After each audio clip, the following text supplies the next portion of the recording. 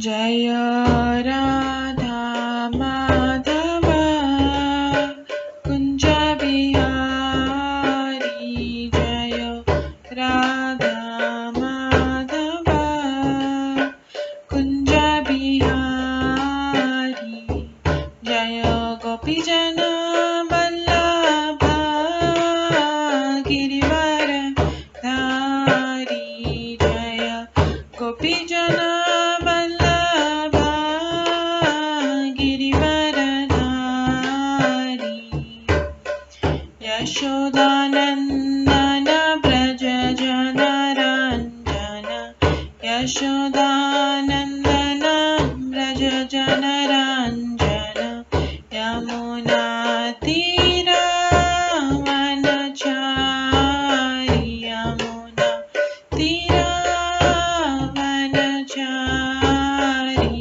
जय राधा माधव कुंज बिहारी जय राधा माधव कुंज बिहारी हरे कृष्णा कृष्णा कृष्णा हरे हरे हरे राम राम राम हरे हरे हरे कृष्णा कृष्णा कृष्णा हरे हरे हरे राम राम राम हरे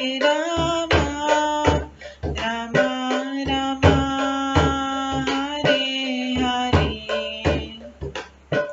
हरे कृष्णा कृष्णा कृष्णा हरे हरे हरे राम राम राम हरे हरे हरे कृष्णा कृष्णा कृष्णा हरे हरे हरे राम राम राम हरे हरे हरे कृष्णा कृष्णा कृष्णा हरे हरे हरे राम राम राम हरे हरे हरे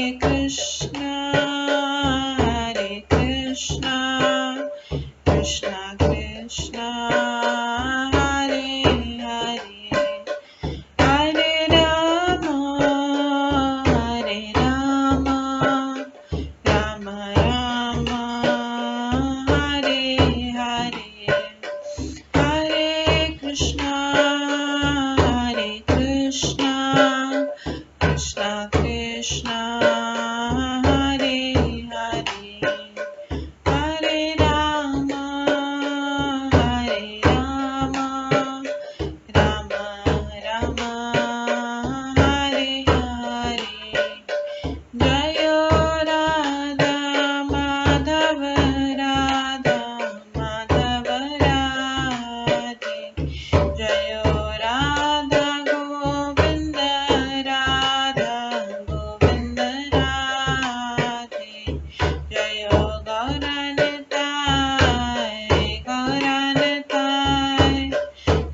गौरनताय जय गौरनताय जय जय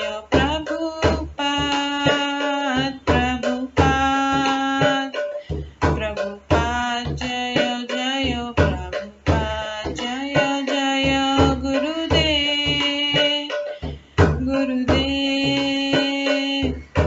जय जय गुरुदेव नित्य गौर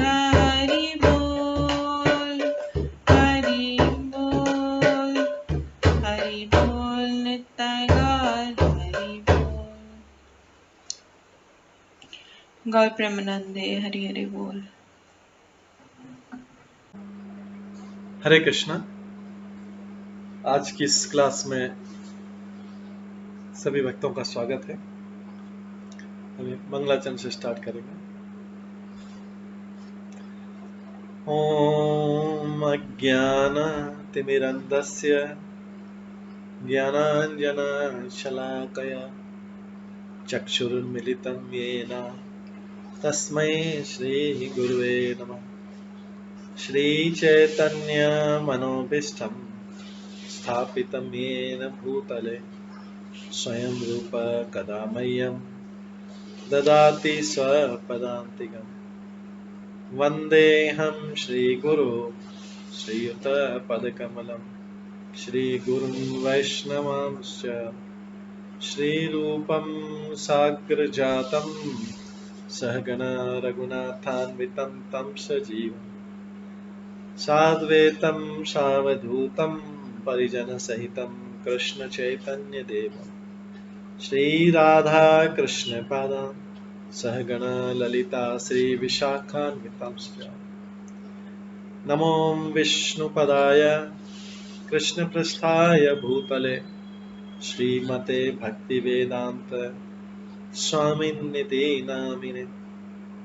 नमस्ते सरस्वती देवे गौरवाणी प्रचारिणे निर्विशेष शून्यवादी पाश्चात्यदेशतारिणे वाञ्छाकल्पतरुभ्यश्च कृपा सिन्धुभ्येव च पतितानां पावनेभ्यो वैष्णवेभ्यो नमो नमः।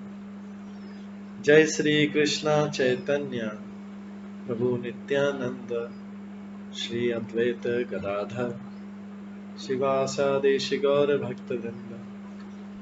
हरे कृष्णा कृष्णा कृष्णा हरे हरे, हरे राम राम राम हरे हरे। ओम नमो भगवते वासुदेवाय।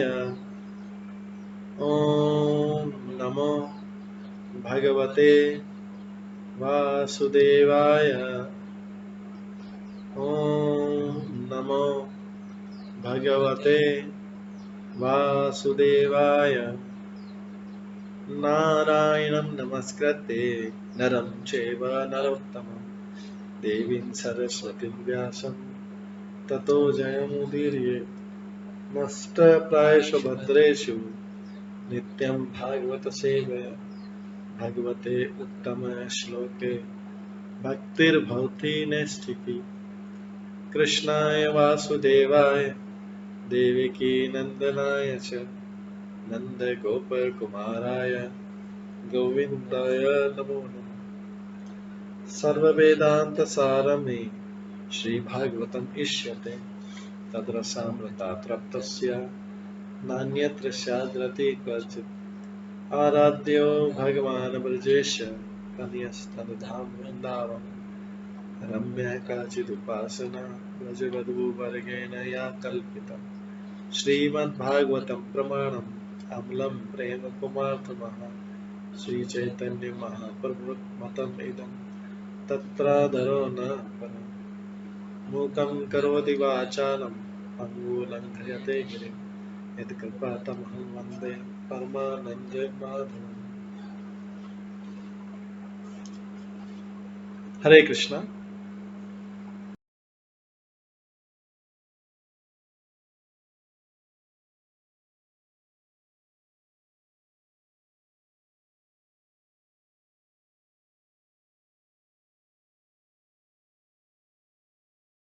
हरे कृष्णा। आज के इस क्लास में सभी भक्तों का स्वागत है। कल हम श्रवण कर रहे थे श्रीमद् भागवतम के 10वें स्कंद के 47वें अध्याय से, जिसका नाम है भ्रमर गीत।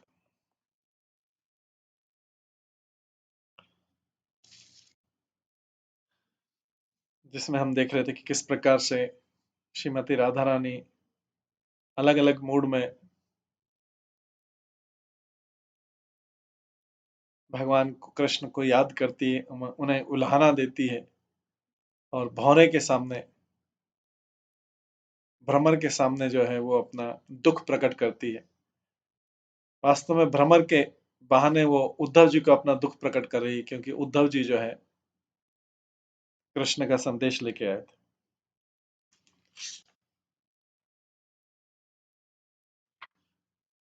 इसी में आगे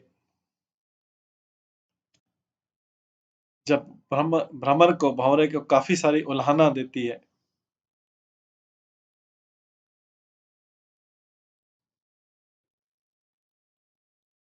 अंत में उसको वो देखती है कि जो भ्रमर है वो अदृश्य हो गया। राधा रानी को लगता है भ्रमर जो जाके उन्होंने जो मैंने सब कुछ बोला है वो कृष्ण को दे दिया है संदेश, और कृष्ण लगता है कृष्ण नाराज हो गए, इसलिए वो फिर से नहीं आया, भ्रमर फिर से नहीं आया। थोड़ी देर में जब भ्रमर फिर से आ जाता है तो राधा रानी और सारी गोपियों को लगता है कि नहीं, इस भ्रमर का सम्मान करना चाहिए, कृष्ण बहुत दयालु हैं, उन्होंने इतना सुनने के बाद भी इस भ्रमर को फिर से भेज दिया, अपने दूत को फिर से भेज दिया।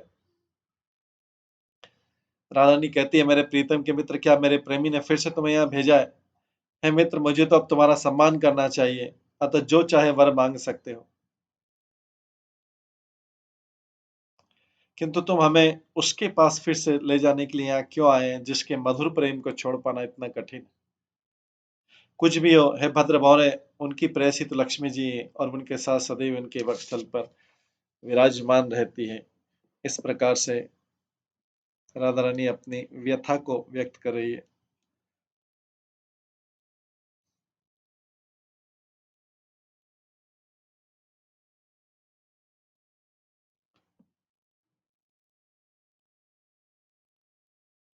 हालांकि तुम मेरे शब्दों से घायल हो गए थे,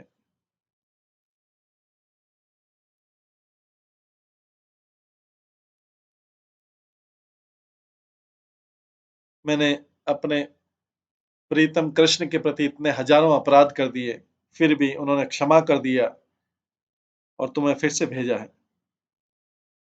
अगर ये सत्य है तो तुम मुझसे जो वर मांगना है मांग सकते हो। अगर तुम बोलते हो कि तुम मथुरा आ जाओ तो मैं मथुरा जाने को भी तैयार। इस प्रकार से क्षमापूर्ण राधा रानी जो क्षमापूर्ण अवस्था में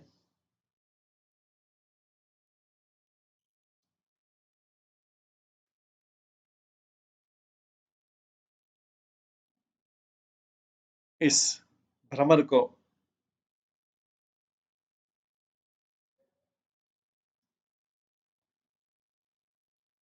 सम्मान कर रही है अभी।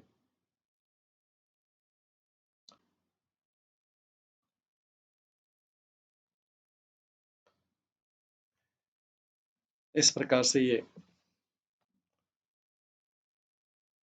राधा रानी और भ्रमर की वार्तालाप चल रही, जिसे भ्रमर गीत कहते हैं।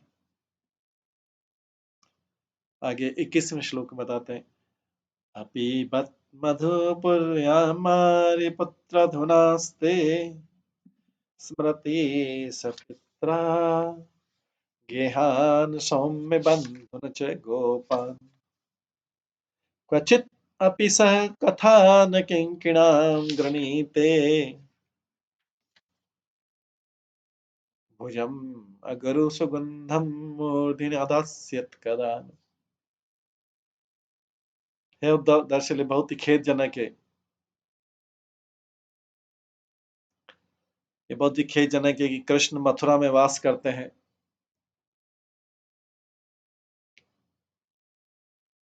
क्या वे अपने पिता के गृह कार्यों तथा ग्वाल बाल मित्र को याद करते हैं क्या?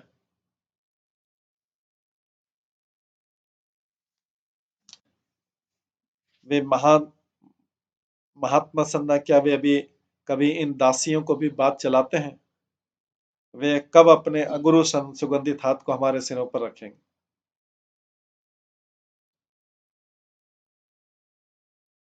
तो विश्वनाथ चक्रवर्ती श्लोक में तथा पिछले 9 श्लोकों में अभिव्यक्त भावों की व्याख्या गहन आध्यात्मिक अंतर्दृष्टि से करते हैं और राधा रानी की भावनाओं की व्याख्या इस प्रकार करते हैं। श्रीमती राधा रानी ने सोचा, चूंकि कृष्ण कभी ब्रज से संतुष्ट थे किंतु फिर वे मथुरा चले गए, तो क्या वे उस स्थान को भी छोड़कर दूसरे स्थान वापस नहीं जाना चाहेंगे? मथुरा तो वृंदावन से इतना निकट है कि संभवतः यहाँ वापस भी आ सकते हैं। आगे कहती हैं, कृष्ण एक सम्मानीय व्यक्ति नंद महाराज के पुत्र हैं, अतः वे अपने पिता के प्रति कृतज्ञता दिखाने के लिए मथुरा में रह रहे होंगे, क्योंकि वहां उन्हें जाने का अधिकार है। दूसरी ओर नंद का पूर्ण जीवन कृष्ण को समर्पित है। नंद इतने नादान है कि वे यदुओं की चाल में आकर वे कृष्ण को मथुरा ले आए। कृष्ण सोचते होंगे, हाय, जब मेरे पिता तक मुझे ब्रज वापस नहीं ला सकते तो मैं वापस जाने के लिए क्या करूंगा। फिर राधा रानी व्यक्त करिए अपना भाव। कृष्ण सोच रहे हैं कि कह रहे, नंद महाराज तो यहाँ मथुरा में आए थे, वो ही मुझे नहीं लेके गए, तो अब मैं वापस जाके क्या करूंगा। अतः कृष्ण यहाँ आने के लिए अधीर होंगे, अतः उन्होंने तुम्हें दूत बनाकर भेजा। नादान होने से ही नंद ने अपने पुत्र को जाने दिया।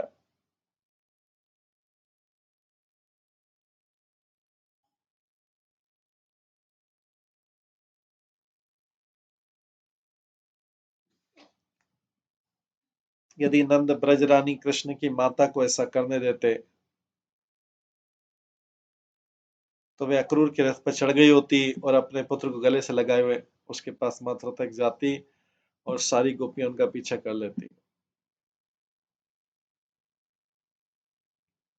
इसके बाद आगे बोलते हैं, राधा रानी, जब से कृष्ण गए नंद महाराज उनके वियोग से स्तंभित हैं और नंद का कोषागार, भंडार, रसोई, शयनागार, ऐश्वर्यपूर्ण घर आदि सब खाली है। न तो उनमें झाड़ू लगती है, न सफाई होती है, जिससे उनमें घास, पत्तियां, धूल तथा मकड़ी के जाले लगे। क्या कृष्ण कभी अपने पिता के घरों की याद करते हैं? क्या वे कभी सुबल तथा अन्य मित्रों को याद करते हैं जो अन्य उपेक्षित घरों में हतप्रभ होकर लेटे हुए?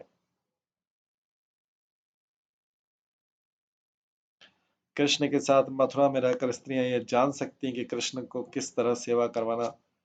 कृष्ण के साथ मथुरा में स्त्रियां जो हैं, मथुरा वाली स्त्रियां नहीं जान सकती कि कृष्ण को किस तरह सेवा करवाना सबसे अच्छा लगता है। जब वे देखती हैं कि कृष्ण प्रसन्न नहीं है तो उनसे पूछते हैं कि वे उसे किस तरह प्रसन्न करें। तो क्या वे हम गोपियों का नाम लेते हैं? कृष्ण को उन्हें बता देना चाहिए कि है शहरी स्त्रियों, तुम मुझे ब्रज की गोपियों जैसे प्रसन्न नहीं कर सकते।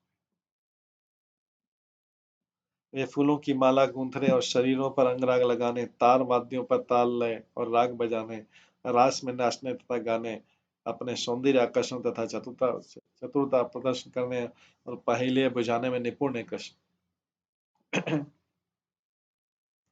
वे अपने प्रेमी से मिलने और द्वेष जनित क्रोध एवं शुद्ध प्रेम के अन्य चिन्ह प्रदर्शन करने की लीलाओं में विशेष रूप से पटु हैं। निसंदेह कृष्ण ये सब जानते हैं, इसलिए संभवतः वे मथुरा की स्त्रियों से कहेंगे, हे यदुकुल की स्त्रियों, तुम लोग अपने घर वापस जाओ, मैं और अधिक तुम्हारी संगति नहीं चाहता, मैं कल ही वापस ब्रज जा रहा हूं।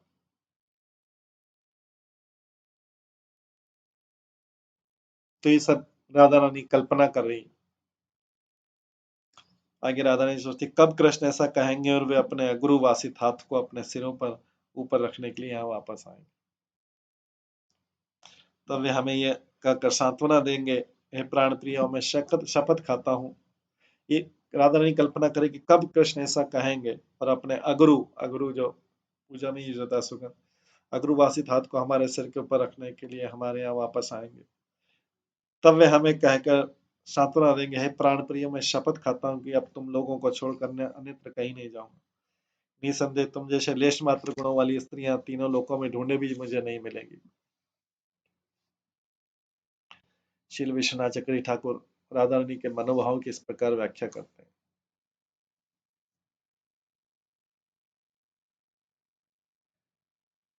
वे बताते हैं कि श्लोक में सुजल का उदाहरण है, जब कोई प्रेमी का निष्ठावश गंभीरता, दीनता, चपलता तथा उत्सुकता पूर्वक श्री हरि से प्रश्न करती तो उस उक्ति को सुजल पे कहते।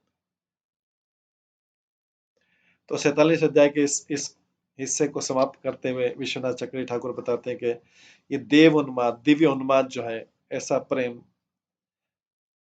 जिन्हें चित्र जल्प के 10 भागों के रूप में व्यक्त किया गया है। ऐसा दिव्य उन्माद मोह की विशेष लीला में प्रदर्शित किया जाता है, जो कि श्रीमती राधा रानी के महाभाव का अंश।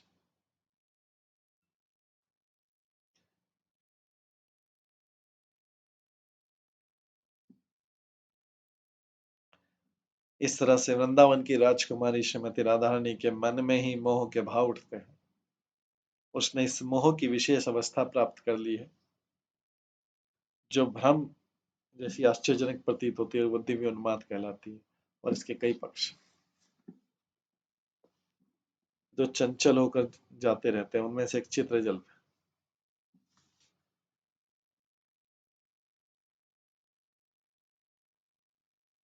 अपने प्रेमी के मित्र को देखकर यह वार्ता प्रच्छन्न क्रोध से पूर्ण रहती है और कई विभिन्न भावों से युक्त होती है। इसका अंत उसकी तीव्र उत्सुकता में होता है। इस चित्रजल्प के 10 भाग हैं, जिन्हें प्रजल्प, परिजल्प, विजल्प, उज्जल्प, सजल्प, अवजल्प, अभिजल्प, अजल्प, प्रतिजल्प, सुजल्प कहते हैं। कुछ विद्वानों का कहना है कि अपनी प्रीतम राधा रानी की वाणी की मधुरता पान करने के लिए कृष्ण ने स्वयं भंवरे का रूप धारण किया था।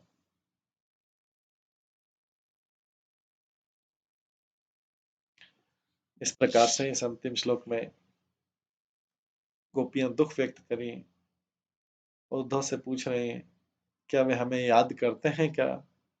क्या वे अपने पिता के गृह कार्यों और अपने ग्वाल बाल मित्र को याद करते हैं? कौन? कृष्ण मथुरा में। क्या वे इन दासियों की भी बात चलाते हैं क्या? वे कब अपने अगरू सुगंधित हाथों को हमारे सिर पर रखेंगे? इस प्रकार से भाव व्यक्त करती हैं गोपियां।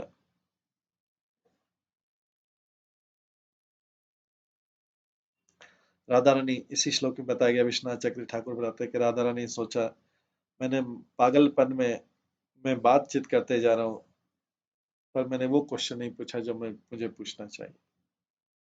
इस प्रकार से पश्चाताप करते राधा बोलती है, जब कृष्ण ने ब्रज छोड़ दिया तो क्या वो आगे मथुरा भी छोड़ देंगे क्या? राधा रानी ने केवल ये पूछा कि कृष्ण हैप्पी या नहीं, ऐसा नहीं पूछा। उन्होंने पूछा कृष्ण है क्या, मथुरा में ही है क्या?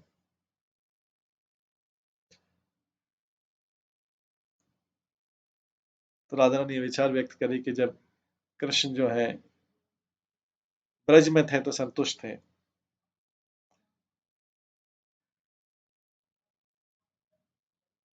पर फिर मथुरा सिटी चले गए। क्या उनके अंदर ये डिजाइन नहीं होगी कि उस प्लेस को भी छोड़ दें, कहीं और जाए? मथुरा तो वृंदावन के इतना पास है कि कृष्ण में आ भी सकते हैं। लगता है कि कृष्ण मथुरा में इसलिए रुक रहे हैं कि उनके पिता के प्रति उनकी जिम्मेदारी है।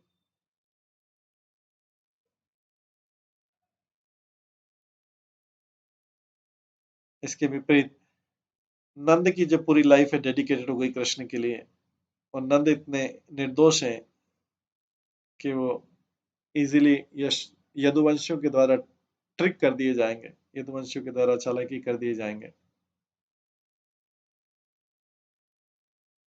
इस प्रकार से वो सोच रही, ये तो नंद महाराज जी इतने निर्दोष हैं, इन्हें इनोसेंट सीधे हैं कि उन्होंने अपने पुत्र को जाने दिया।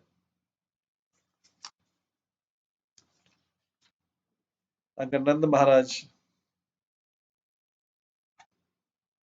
की जगह कृष्ण की माता होती, यशोदा माता होती, जो ब्रज की रानी है, वो तो अक्रूर के रथ के ऊपर चढ़ जाती, अपने पुत्र को गर्दन से पकड़ लेती और मथुरा चली जाती।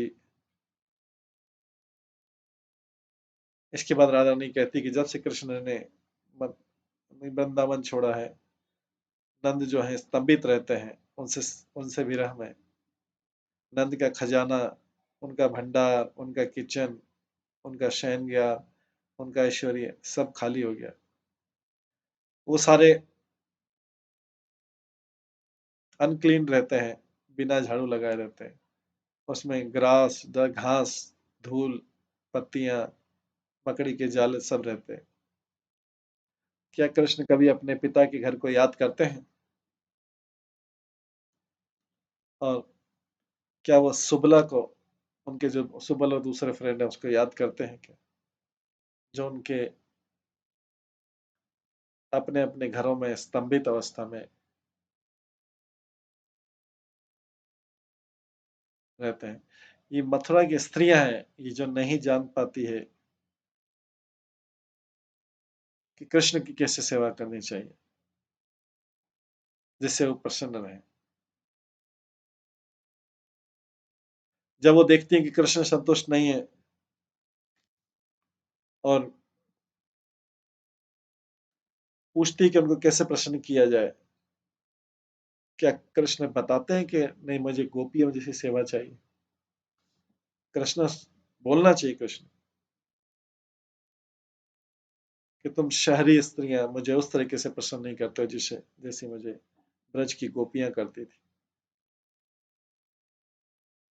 वे सब मेरे लिए फ्लावर गार्लैंड बनाती थी, मेरे शरीर अपने शरीर में इत्र लगाती थी, अलग अलग राग प्ले करती थी और वीणा और दूसरे म्यूजिकल इंस्ट्रूमेंट पे गाती थी, डांस करती थी, अपना सुंदरता बताती थी, चतुरता बताती थी और बहुत सुंदर तरीके से क्वेश्चन पूछती थी और आंसर पूछती। वे स्पेशली, क्या कृष्ण बताते हैं कि गोपियां स्पेशली एक्सपर्ट थी कि किसी के प्रेमी से किस प्रकार मिलना चाहिए, और प्रेम की सारी स्टेज जानती थी, स्नेह, मान, प्रणय। कृष्ण को तो पता होगा सारी चीजें, इसलिए जरूर मथुरा की स्त्री को बताएंगे कि मथुरा की स्त्रियों, अपने परिवार के पास वापस चले जाओ, मैं तुम लोगों का संग नहीं पा जाना चाहता, मैं वापस कल ही सुबह ही ब्रज चले जाऊं।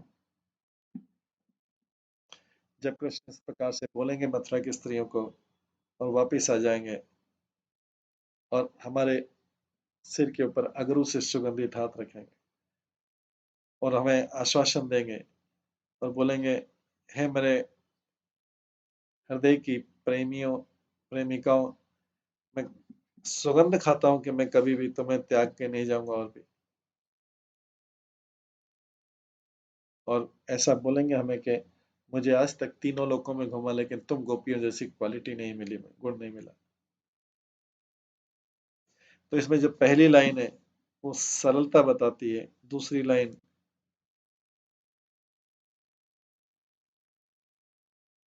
गंभीरता बताती है, तीसरी और चौथी लाइन जो है नम्रता, स्थिरता और उत्सुकता बताती है।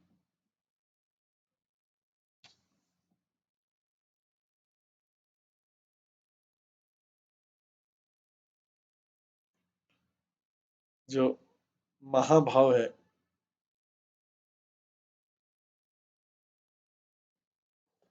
महाभाव में भी जो मोहन भाव है,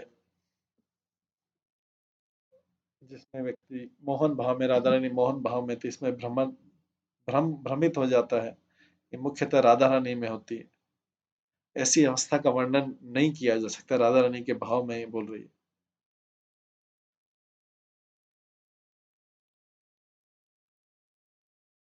इसी में आगे राधा रानी मोहन अवस्था में पहुंच जाती है, मोहित हो जाती है, इसको बोलते हैं दिव्य, दिव्य उन्माद बोलते हैं। इसके अंदर उद्गणना और चित्र जल्प होते हैं।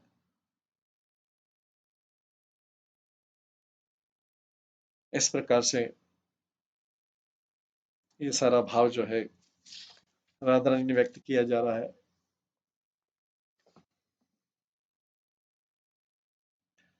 कृष्ण ने उनको निर्गुण की बात, उद्धव को बोला था, मैं संदेश को निर्गुण वाला संदेश भी देना।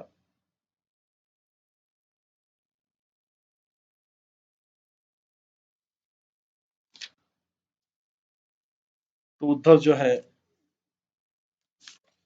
वही जाके वहां पे देते हैं गोपियों को। गोपियां उसकी किस तरह से मजाक उड़ाती है, पहले तो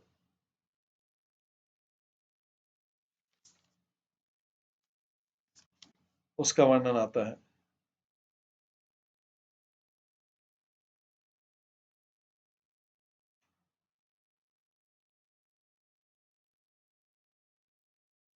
गोपियों को जब उद्धव निर्गुण निराकार ब्रह्म की साधना करने के लिए बोलते हैं, तो वो गोपियां उनकी भर्त्सना करते हैं, उनको डांटते हुए कहती हैं, मधुकर, उद्धव की मधुकर है, तुम हमको ही क्या समझा रहे हो, हम अबलाओं के आगे बार बार गीता के ज्ञान का क्यों बखान कर रहे हो। नंद के वियोग में व्यथित हम नारियों के सामने निर्गुण निराकार ब्रह्म की कपटपूर्ण कथा करके हमारे मन में उसके प्रति रुचि उत्पन्न करने का व्यर्थ प्रयत्न कर रहे हैं।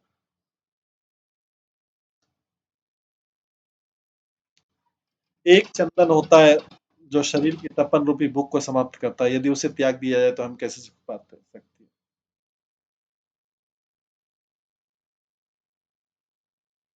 गोपियां कहती है, मधुकर तुम अपने मधु फूलों का रस जीने में मस्त रहो और हमें भी मस्त रहने दो।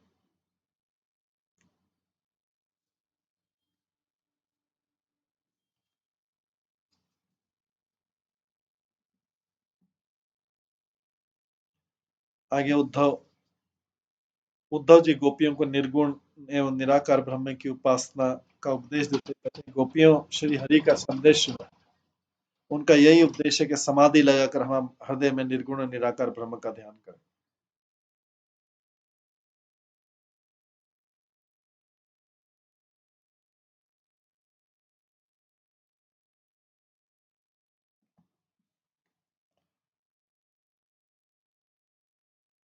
उद्धव की ज्ञान चर्चा सुनकर सब गोपियां उनकी हंसी उड़ाती, बोलते हैं, सखियों सुनो सुनो, ब्रज के घर घर से आज ये पुकार आई है, मथुरा से एक जोगी आया है,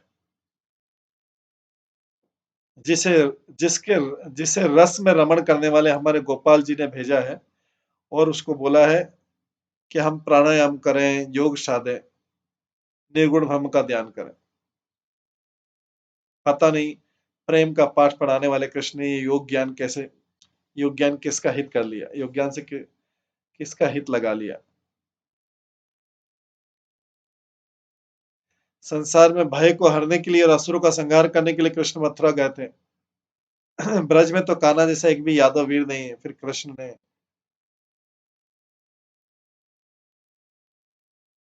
यश को इस प्रकार चौपट क्यों किया। ये सखी, लगता है श्याम जैसे सुथल में और महलों में बैठकर कुब्जा के संकेत पर हम अबलाओं पर अत्याचार करने वाले का अधिकार पा गए हैं और हमें निर्गुण निराकार ब्रह्म का ज्ञान देने भिजवा दिया है उद्धव को। फिर हंसी उड़ाती उद्धव की बोलती है, आओ सुनो तो सही है, उद्धव हमारे कल्याण के लिए बहुत सुंदर मत देने आए हैं। आओ और इनके उपदेश को ज्ञान को सुनकर सुयश का टीका अपने माथे पर लगा लो।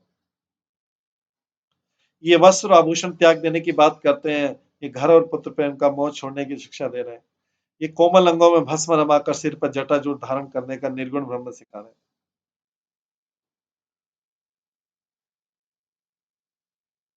ये सखी दूसरे से बोलती, मेरे ख्याल में युवतियों को प्रिय से अलग करके यही वियोग का दुख देते हैं। युवतियों के शाप के कारण इनका शरीर काला पड़ गया है, लेकिन अभी भी इनके हृदय में जरा भी भय नहीं है। ये विरेश युवतियों के शाप से तन तो काला पड़ गया, अगर उन्हें शाप दे दिया तो क्या होगा।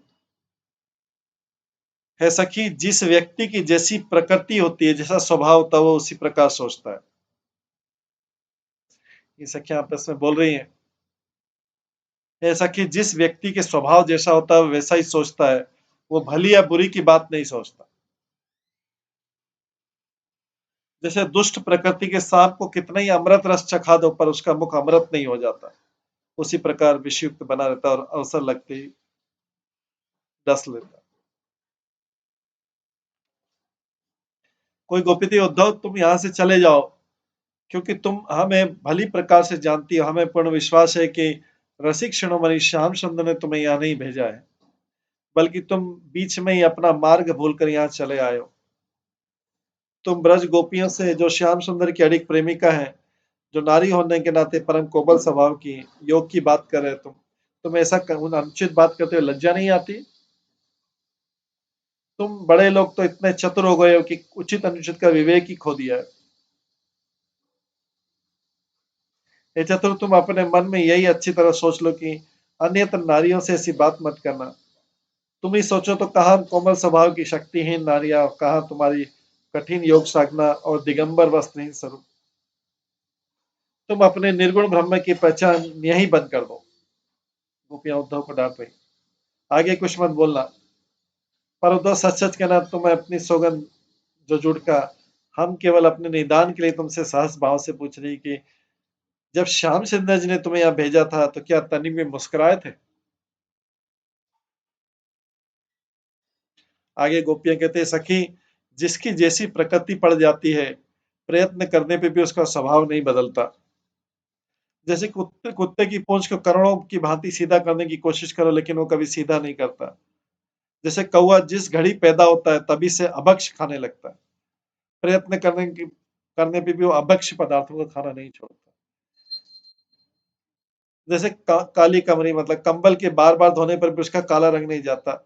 जैसे सांप के डसने से कभी पेट नहीं भरता, उसी प्रकार का स्वभाव उसने बना लिया है। इसलिए सखी इसमें क्या सोचना, जो होना है सो हो। अपनी प्रकृति के अनुसार वे हमें योग का वेश देने आ गए। आखिर ये भी तो उसी प्रकृति के, कुछ अलग थोड़े ही है। उद्धव भी तो उसी प्रकृति के, वैसे ही तो श्याम रंग के है।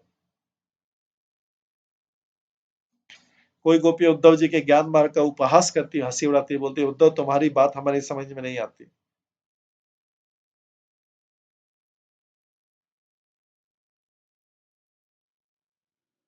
जैसे किसी को पैरालिसिस, सन्निपात ग्रस्त रोगी, हार्ट अटैक या पैरालिसिस होता है, एक ही धुन रखता है, सीधे वचन नहीं बोलता। उसी प्रकार तुम भी व्यर्थ वार्तालाप कर रहे हो, सार्थक वाणी नहीं बोल रहे। पहले तुम अपना इलाज करो, फिर बाद में औरों को शिक्षा देना। निश्चय तुम्हें कोई बड़ा रोग उत्पन्न हो गया, इसलिए उद्धव तुम शीघ्र घर चले जाओ। वहां तुम्हारे घर में भांति भांति की औषधियां और श्री कृष्ण जैसे वैद्य हैं, वहां पे सुयोग्य वैद्य हैं। मथुरा में चले जाओ, इलाज करा लो अपना। हमें यह निर्गुण और निराकार ब्रह्म की बात मत करो। आपके वैद्य जी जो बैठे हैं श्री कृष्ण, वो सुयोग्य वैद्य हैं, वो आपको औषधियां दे देंगे। हम तो इस बात से भयभीत है कि कहीं तुम्हारी मृत्यु का कलंक हम अपने सिर पर न लेना पड़े। गोपियां बोल रही कि हम इतना बोल रहे हैं कहीं तुम्हारी मृत्यु नहीं हो जाए और उसका दोष हमारे ऊपर आ जाए। उद्धव भली बात ही समझ लो कि साची बात की हमें कृष्ण से प्रेम को छोड़कर हमें कोई झूठी बात निर्गुण से प्रेम करे कौन सुनेगा? सच्ची बात तो है कि हमें कृष्ण से प्रेम है, तुम बोल रहे निर्गुण से प्रेम करो, ये झूठी बात तुम्हारी कौन सुनेगा और कौन मानेगा?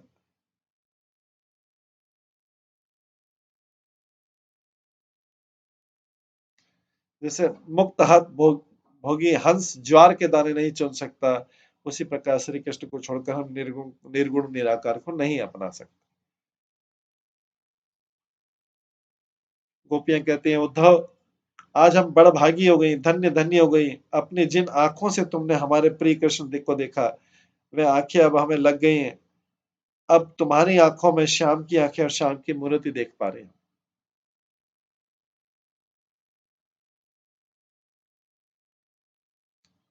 तुम अपने अंग अंग में कृष्ण का सुख राग भर के लाए हो। जैसे दर्पण में अपना रूप रूप देखने से दृष्टि अधिक रुचिकर लगने लगती है, उसी प्रकार तुम्हारे नेत्र रूपी दर्शन में कृष्ण के नेत्रों का दर्शन करके हमें बहुत अच्छा लग रहा है। जिन नेत्रों से उद्धव तुमने श्याम को देखा, उन्हीं नेत्रों से हम झांक रहे हैं, झांक कर तुम्हें देख रहे हैं। इस प्रकार तुम्हारे नेत्रों में देखने से हमें श्याम मिल गए। अब हमारे शरीर ने वीर व्यथा को छोड़ दिया, क्योंकि हमें तुम्हारे आंखों में देखने पे श्याम मिल गया, क्योंकि तुम श्याम से मिल के आए हो। आगे गोपियां कहती हैं उद्धव से, ये अली हरि के रूप और रस को हम क्या कह सकते हैं उनके बारे में? हम हरि के रूप और रस की हम क्या कह सकते हैं, क्योंकि रूप आंखों ने देखा पर वो रस पी नहीं सकती, रस को वाणी ने चखा पर वाणी देख नहीं सकती। इसलिए न रूप के रस को कह सकती है, न रस के रूप को कह सकती है, क्योंकि हमारे हमारे तन में विधि ने अनेक प्रकार के भेद बना दिए। हमारी जीवा नैनों की क्या दशा है वो नहीं जानती, और जो नयन है वो जीवा की दशा नहीं जानते। जिन आंखों ने भगवान कृष्ण का मधुर रूप देखा, वे आंखें जिन आंखों ने भगवान का रूप देखा, वे आंखें वाणी रहित है, वो कुछ बोल नहीं सकती, तो इसलिए उसका वर्णन नहीं कर पा रही। और जिन जीवा ने उन जीवा ने उनका स्वाद किया, उनके पास दर्शन करने के लिए आंखें नहीं। आंखें वाणी रहित हैं और वाणी नेत्र रहित। अगर आंखों के पास वाणी होती तो आंखें कृष्ण की सुंदरता बता सकती।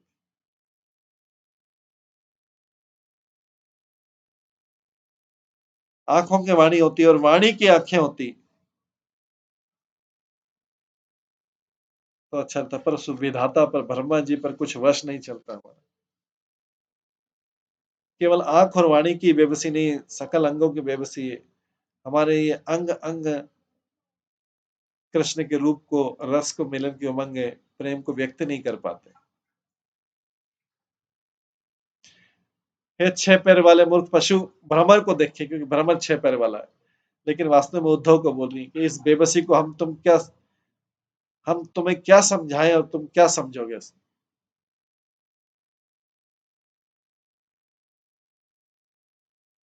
गोपियां कहते उद्धव, अब तो हमने सब बातों को सच पाया। जिस कृष्ण को हमने गोद में खिलाया, जिसको अपना दूध पिलाया, फिर लोरी सुना सुना कर पाला झुलाया, निज दिन उसका ध्यान इस प्रकार रखती है जैसे सर्प अपनी मणि का ध्यान रखता है। जैसे गुरुजन, माता पिता आदि हमेशा अपनी संतान का ध्यान रखते हैं, वैसे कभी भुलाते नहीं, उसी प्रकार हमने भी एक क्षण के लिए भी उन्हें नहीं भुलाया।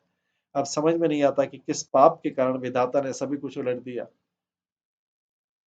जिसको बिना देखे एक पल भी चैन से नहीं बीतता था, क्षण क्षण चित्त में यही चाव बना रहता था कि कैसे भी हो कृष्ण के दर्शन हो जाए। एक क्षण भी उन्हें चित्त से अलग नहीं किया। अब वही कृष्ण इतने निष्ठुर हो गए कि रोते हुए हम ब्रजवासियों के आंसू पहुंचने के लिए भी नहीं आए। जैसा कि हमने दूध दही के कारण कृष्ण को घर घर में खूब तंग किया, चोरी का आरोप लगाया उनके ऊपर, उन्हें खूब खिजाया और अपमानित किया था। लगता है वही खिजाने के कारण, वही हमने जो उन पे आरोप लगाया उसके कारण आज कृष्ण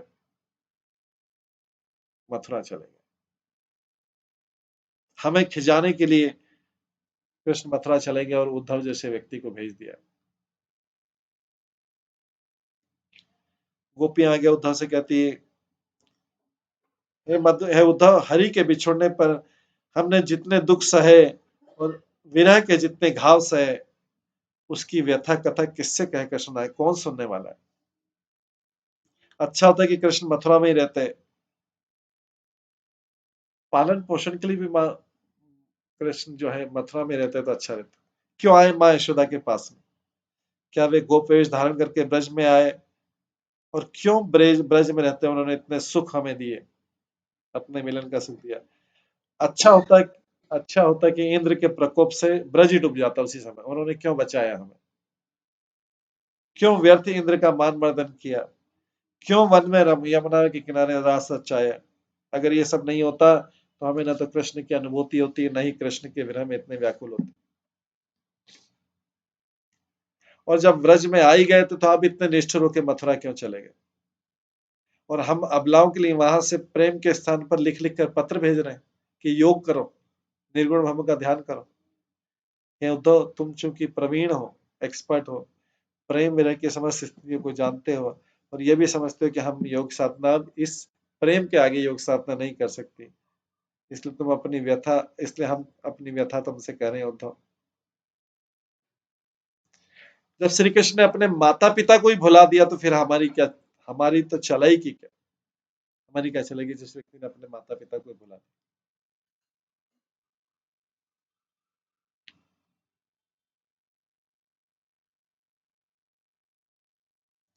उद्धव गोपियों को समझाते कहते, गोपियों जानबूझकर भी बावरी मत बनो। अभी उद्धव बोलते हैं,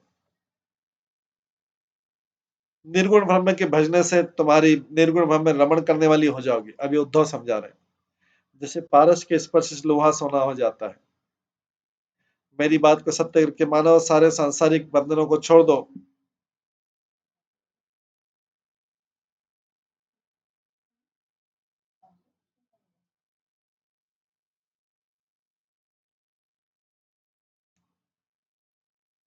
जब तक तम में और ब्रह्म में द्वैत की स्थिति बनी, तब तक सभी बातें पानी की चिपड़ी हुई है।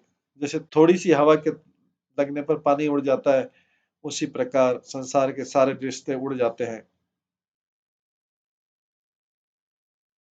उद्धव की बातें सुनकर गोपियां उत्तर देते, मधु हम विरणी अबलाओं से इस प्रकार की बातें तुमसे कैसे कही जा रही।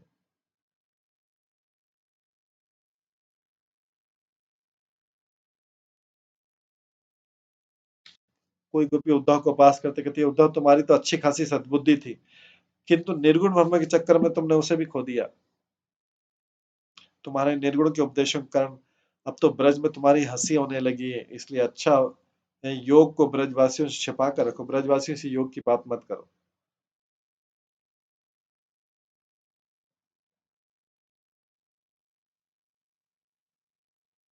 इसलिए वो तो जाओ, गुण रहित निर्गुण का यहाँ पे इस ब्रज में कोई ग्राहक ही नहीं है। तुम्हारे निर्गुण और ब्रह्म वाले निराकार ब्रह्म के ज्ञान का यहाँ पे कोई ग्राहक नहीं। ये प्रेम कथा की महत्ता या व्यथा को वही जान सकता है जिस पर बीती हो, पर तुम तो नीरा से तुम से कैसे जान सकते हो। प्रेम के महत्व को तो उन लोगों से पूछ कर देखो जो प्रेम मार्गी हैं, और तुम तो मैसेंजर हो, बड़े दूत हो, बड़ी नगरी के दूत हो, और बड़ी बुद्धि से संपन्न भी हो। इसलिए भ्रमर जिसे तू कहता फिर उसे पूरा कर दे, उस निर्गुण ब्रह्म को सरसता से ग्राह्य बनाकर दूसरों को भी दो, तभी कोई इसे ग्रहण कर सकता है। इस प्रकार से गोपियां अपनी व्यथा व्यक्त करती हैं।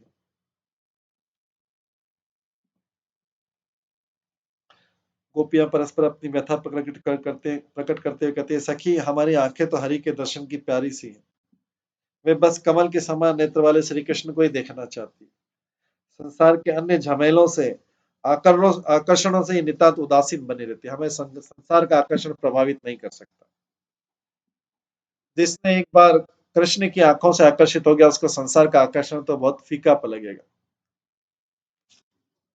ये कृष्ण केसर का तिलक लगाकर गलों गलों में मोतियों की माला पहनकर हमारे मन आंगन में एक बार आ गए थे, और आंगन से ही लौट गए, अभी तक हृदय के भीतर नहीं आए।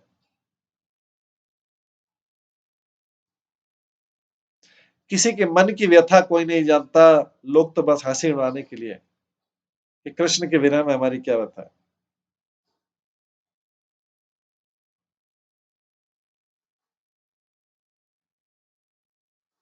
गोपियां कह रही हैं गोपियां कह रही हैं, हे प्रभु तुम्हारे दर्शन के लिए तो हम काशी भी चले जाएंगे, प्राण को अंत करने के लिए काशी भी चले जाएंगे, चाहे मरने के बाद ही तुम्हारे दर्शन मिले। आगे उद्धव से कहती हैं, जब से हमने भगवान श्री कृष्ण का सुंदर मुख देखा है, उस दिन से हमारा मन उन्हीं में अटक गया।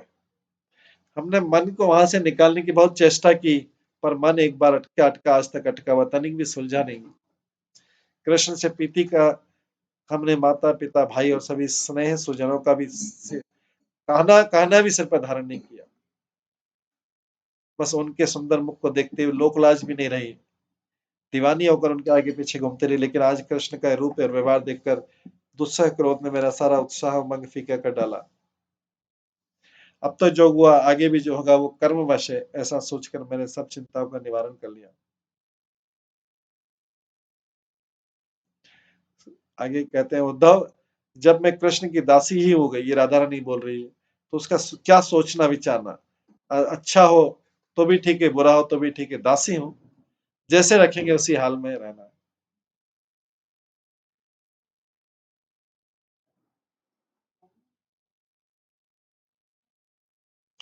गोपियां कहते हैं, उद्धव और अंग तो दुखी है, और अंग तो जो दुखी है तो है इसी, पर आंखें सभी अंगों की अपेक्षा ज्यादा दुखी आ रही है। ये आंखें दिन रात कष्ट से दुखती रहती हैं, एक क्षण के लिए भी चैन से नहीं बैठती। उस दुख को दूर करने का प्रयत्न करने करने तो मैं हार गई, राधा रानी बोल रही। ये आंखें रात दिन मार्ग देखती रहती, कृष्ण के लौट आने की प्रतीक्षा में राह जोती रहती, एक क्षण के लिए भी पलके नहीं झपकती, और विरह में इतनी आकुल रहती आंखें, बिना कृष्ण के दर्शन के रात दिन मग जोते जोते विरह बयारिन में मर गई, इसलिए रात दिन खुली रहती है और पलक नहीं झपकती आंखें। विरह के कारण पहले आंखें घायल हैं, अब तुम्हारे ज्ञान रूपी तेज सलाखों को ये बेचारी आंखें कैसे कह सकती। इन आंखों में पहले बीमारी है, कृष्ण को न देखने की, तुम आके आके निर्गुण निराकार ब्रह्म देख के कृष्ण को निराकार बता के और आंखों में घायल कर। हे उद्धव, श्री कृष्ण के रूप रस का मनोहरी अंजन आज कर तुम हमारी पीड़ा क्यों नहीं हर लेते? तुम हमारे श्री कृष्ण के रूप रस का अंजन लगा दो, काजल लगा दो हमारे, इससे हमारी आंखें ठीक हो जाएंगी, हमारे आंखों की पीड़ा ठीक हो जाएगी। आगे गोपी कहते उद्धव, ये आंखें बहुत अनुरागी हैं, ये एकटक उस मार्ग की तरफ देखती है जिस मार्ग से कृष्ण मथुरा गए थे, जो रोती रहती है और भूल कर भी पलक नहीं झपकाती।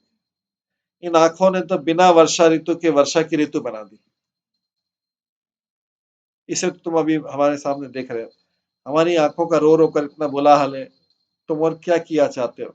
निर्गुण, अपना निर्गुण ज्ञान छोड़ दो, निर्गुण गुण की रट लगा कर रहते हो तो आंखें रो रो कर और भी व्याकुल हो जाएंगी। उद्धव, तुम तो श्याम सुंदर के सखा हो, एक्सपर्ट हो, बुद्धिमान हो, सारी स्थितियों को समझते हो, इन विरहीन उनकी आंखों का स्वभाव भी समझते हैं। आप तो वही उपाय बताओ इन आंखों के लिए जिससे हमारे स्वामी कृष्ण मिल जाए।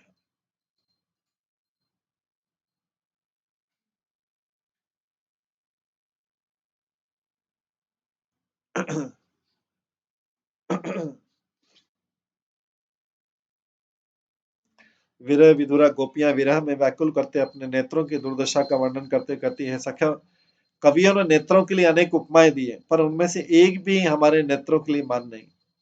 कवियों ने नेत्रों के लिए विविध उपमाएं दी है, किसी भी कवि ने सोच विचार कर नहीं लिखा।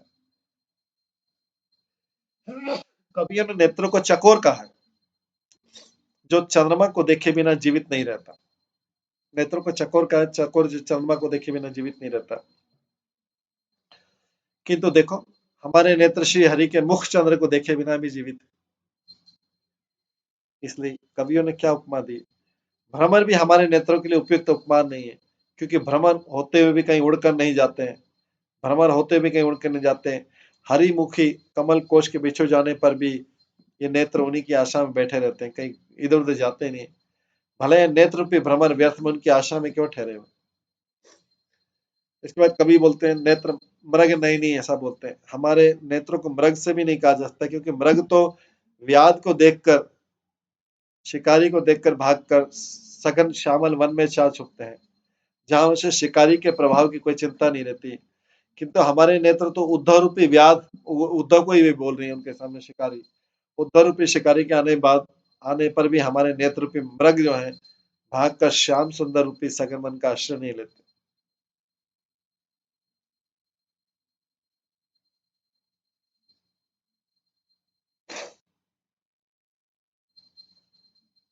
ऐसा लगता है कि नेत्र तो व्यर्थ में हमारे शरीर के साथ जुड़े हुए हैं, क्योंकि क्योंकि इनका नाम और काम में भेद है, नेत्रों के नाम और काम में भेद है, व्यर्थ में हमारे शरीर के साथ जुड़े हुए हैं। हाँ, मीन से, मछली से इसकी कुछ तुलना की जा सकती है, क्योंकि मछली के समान हमारे नेत्र भी निरंतर आंसू में डूबे रहते हैं, फिर भी मछली पानी को नहीं छोड़ती, उसी प्रकार हमारे नेत्र जो है कृष्ण को नहीं छोड़ते, कृष्ण के विरह में निरंतर जलपूर्ण है।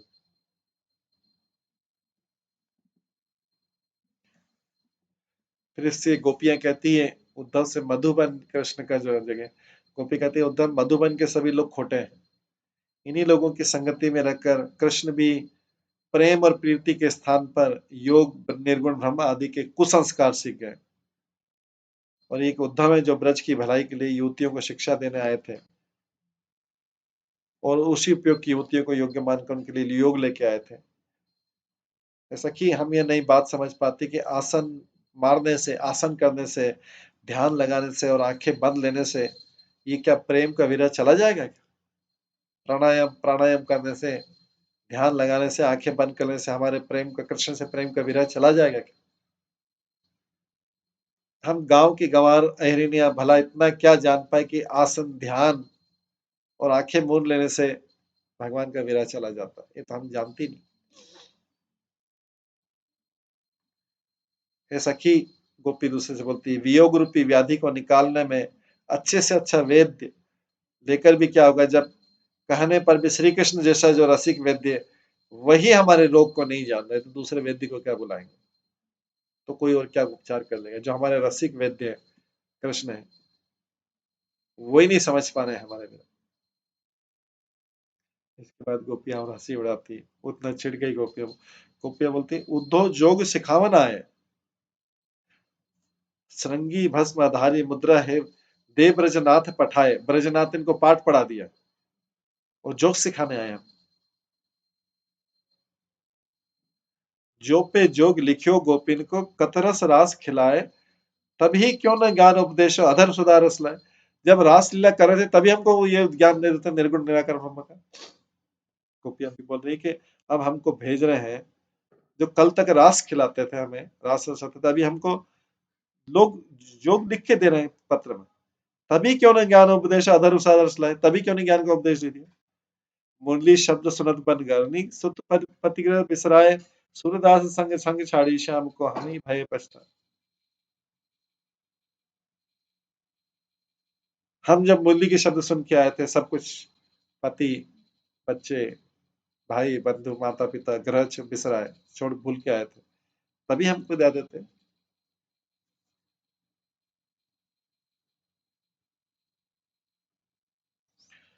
श्याम सुंदर के साथ छोड़ के ये तो पछताना तो हमारे भाग्य में ही आया है। हमें तो सोच इसी प्रकार की कि न श्याम से प्रेम करते और न आज इस प्रकार पछताना पड़ता।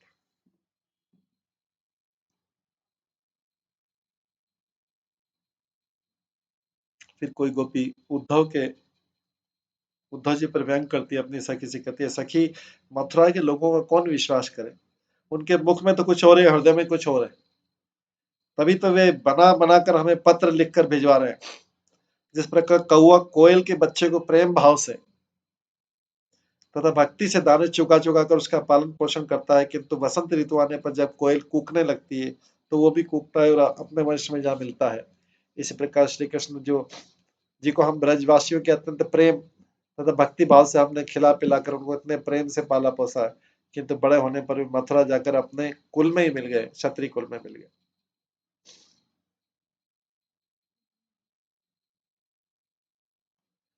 ऐसा कि जहां तक श्याम शरीर वालों का संबंध है, अभी तीनों को पे कटाक्ष करिए, कृष्ण पे भी, उद्धव पे भी, क्योंकि वो भी श्याम रंग वाले हैं, और भौरे पे भी कर रही। ऐसा कि जहां तक श्याम शरीर वालों का संबंध में अत्यंत कृतज्ञ होते हैं, अनग्रेटफुल होते हैं, भला उनसे क्या प्रेम संबंध स्थापित करो, तो उससे लाभ भी क्या होगा।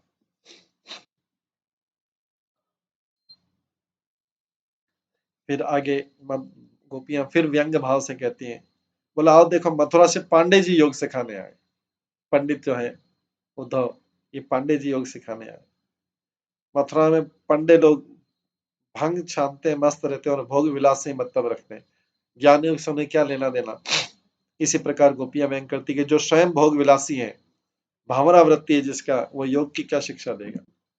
वे बड़े परमार्थी हमें सिखाने के लिए पुराण आदि को लाद कर उसी प्रकार लाए जैसे बंजारे अपने साथ गाड़ी में सब कुछ लाद कर एक स्थान से दूसरे स्थान पर जाते। बंजारे के जीवन में कोई स्थिरता नहीं रहती, घर भर का सारा सामान अपनी गाड़ी में लाद कर जगह जगह डेरा डालकर घूमते रहते हैं। गोपियां कहना चाहती कि उनका जिनका स्वयं का जीवन स्थिर नहीं है, जिनका स्वयं का जीवन स्थिर नहीं है, दूसरों का स्थिर जीवन का क्या उपदेश देंगे। ये तो हमारे जीवन की गति कमल के समान नेत्र वाले कृष्ण से ही होनी चाहिए, क्योंकि वे हमारे पति हैं, उन्हें छोड़कर योग की शिक्षा लेना तो वैश्या जैसा काम हो गया। कृष्ण को जिनको हमने पति माना, उनको छोड़ के अगर हम योग की शिक्षा ले रहे हैं, इसका मतलब हम अपने पति को चेंज कर रहे हैं। ये तो वैश्या जैसा काम हो गया कि कभी एक पति का वर्ण करो, उसने छोड़ दिया, दूसरे पति का वर्ण करो। पर उद्धव, हम तो पतिव्रता स्त्री के समान एक ही कमल नयन कृष्ण को चाहती है और जीवन भर उन्हीं को चाहती रहेगी। ये मधु, ये भला एक म्यान में दो तलवार कैसे हो सकती है। प्रेम, कृष्ण के साथ प्रेम, और कृष्ण कैसे, और निराकार कृष्ण की उपासना, ये दोनों एक साथ एक म्यान में दो तलवार कैसे हो सकती।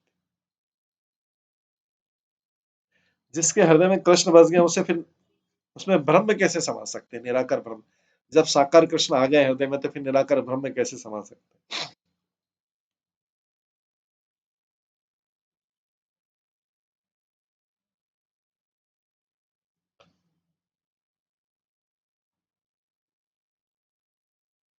भला इस दुनिया में ऐसा कौन होगा जिसकी भूख दूध, घी, चावल आदि भोजन के बिना केवल हवा खाने से चली गई भूख है। उद्धव, क्यों व्यर्थ में दो साफ साफ बातों को मिलाकर गड़बड़ करना चाहते हैं। गोपियां उद्धव की जो हालत कर देती कि तुम दो साफ साफ बातें, एक निर्गुण है और एक साकार है, तुम दोनों को मिला के गड़बड़ करना चाहते हैं। बताओ कौन चोर है कौन शाह है? पहले हमने कृष्ण से प्रेम किया है, इसलिए उन पर हमारा अधिकार है। बीच में कुब्जा ने आकर उन पर अधिकार जता लिया मथुरा में, तो क्या वो शाह हो गए, हम चोर हो गए? सुदास कहते हैं कि जैसे एक खेत में एक साथ धनिया धान और कुमड़ा पैदा नहीं हो सकता, उसी प्रकार हृदय में कृष्ण का प्रेम, तुम्हारा योग और कुब्जा के प्रति ईर्ष्या एक साथ नहीं रह सकती।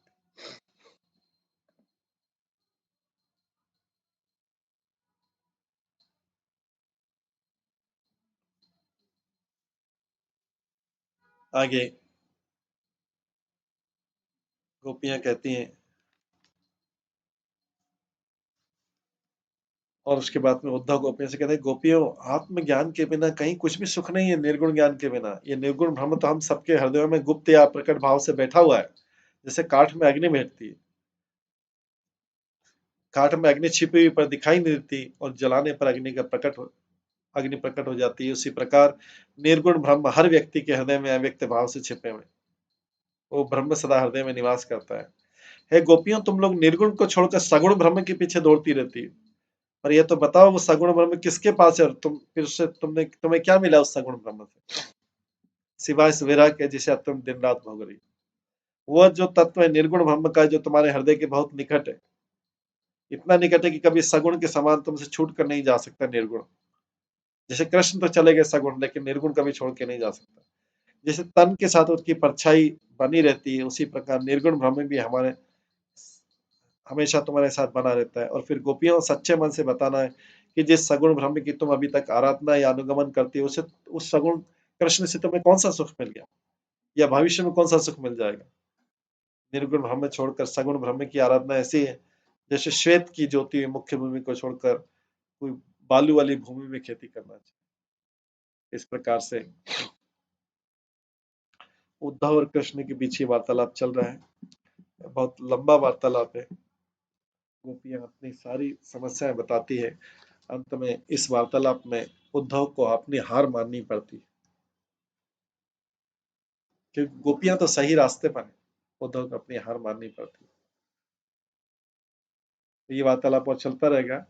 अभी इस वार्तालाप को हम यहीं पे विराम देते हैं। आज की कथा से संबंधित कोई भी प्रश्न हो तो हम कल की क्लास में ले सकते हैं। हरे कृष्णा। सभी भक्तों का बहुत बहुत धन्यवाद। सभी भक्तों के लिए हरे कृष्ण महामंत्र का जप करते हैं। हरे कृष्णा कृष्णा कृष्णा हरे हरे, हरे राम राम राम हरे हरे। श्रीमद् भागवतम महापुराण की जय। श्री प्रभुपाद की जय। सभी आचार्य गणों की जय। हरे कृष्ण।